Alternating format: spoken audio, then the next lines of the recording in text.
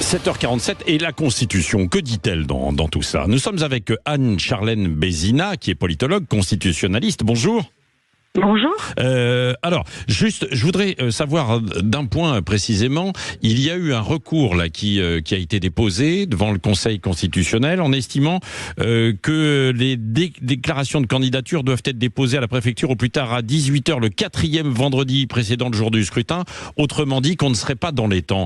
Est-ce que ça peut être cet argument peut être validé ou pas?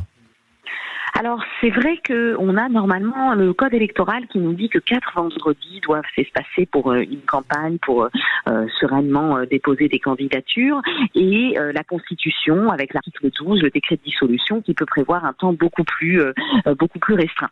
Le Conseil constitutionnel s'était déjà prononcé pour plutôt de manière défavorable en 81, en disant qu'a priori les délais de la Constitution primaient sur ceux du code électoral, mais voilà, il y a un recours qui a été déposé en proposant que ça soit contraire à notre sincérité électorale, parce que c'est vrai que ça va très vite. Moi, je ne suis pas sûre que ça aboutisse, en effet, puisqu'on a déjà eu cette réponse un peu négative du Conseil constitutionnel, et puis parce que la dissolution, elle amène toujours à des élections très courtes. Oui, c'est vrai. Bon, ça, on va suivre, c'est le premier point. L'autre point, même si Emmanuel Macron a rejeté cette hypothèse, c'est-à-dire démissionner, par exemple, et se représenter, est-ce que ce serait tout de même envisageable ?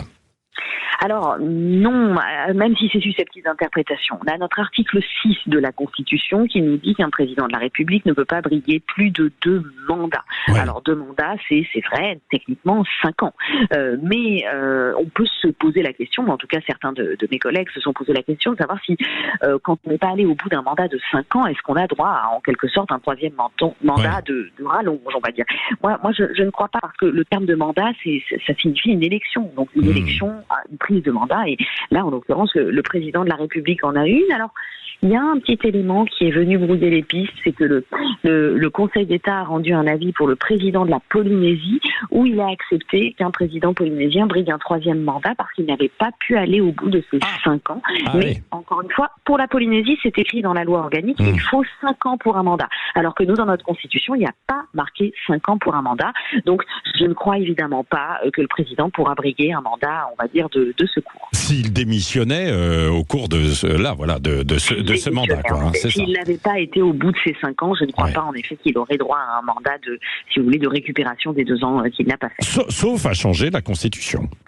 Sauf à changer la Constitution, mais ça prend beaucoup de temps. Il faut l'Assemblée nationale et le Sénat qui soient d'accord, une initiative, une ratification par le peuple ou par le Congrès. Donc, ça laisse quand même très peu de marge. Oui, absolument. Merci pour toutes ces précisions. Anne-Charlène Bézina, politologue constitutionnaliste. Dans un instant, Guy Carlier qui va en rendre hommage à Françoise Hardy qui s'est éteinte hier soir.